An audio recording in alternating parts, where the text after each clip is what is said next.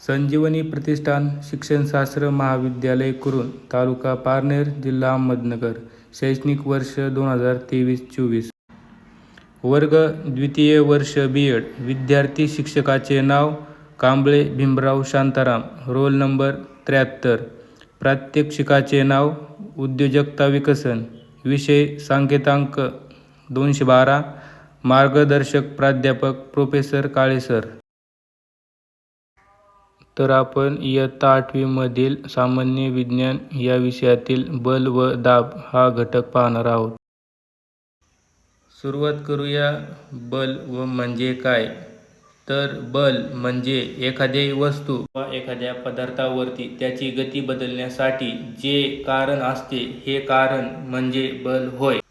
एखाद्या पदार्थाची किंवा वस्तूची गती बदलण्याची पुरेसे कारण यालाच आपण बल असे म्हणतो.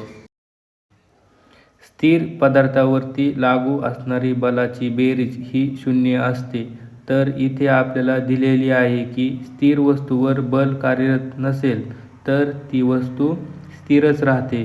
तर गतिमान वस्तूवर बल कार्यरत नसेल तर ती त्याच वेगाने व दिशेने कार्यरत राहते. म्हणजे वस्तू स्थिर असेल, कोणतेही बल नसेल तर स्थिरच राहते. जर वस्तूवर गतिमान असेल, कोणत्याही प्रकारचे बल कार्यरत नसेल, त्याच वेगाने त्याच दिशेने सतत पुढे राहते.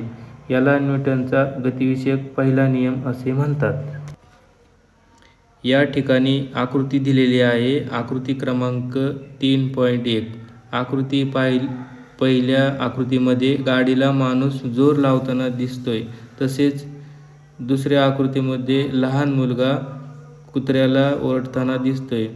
तर पुढे मुलगा पायाने चेंडू मारताना दिसतोय. दोन वस्तूंमध्ये जी क्रिया होत असते, आंतरक्रिया होते, बल प्रयुक्त होते. पुढील आकृती 3.2 मध्ये चुंबकाकडे टाचण्या आकर्षित झालेल्या दिसतात.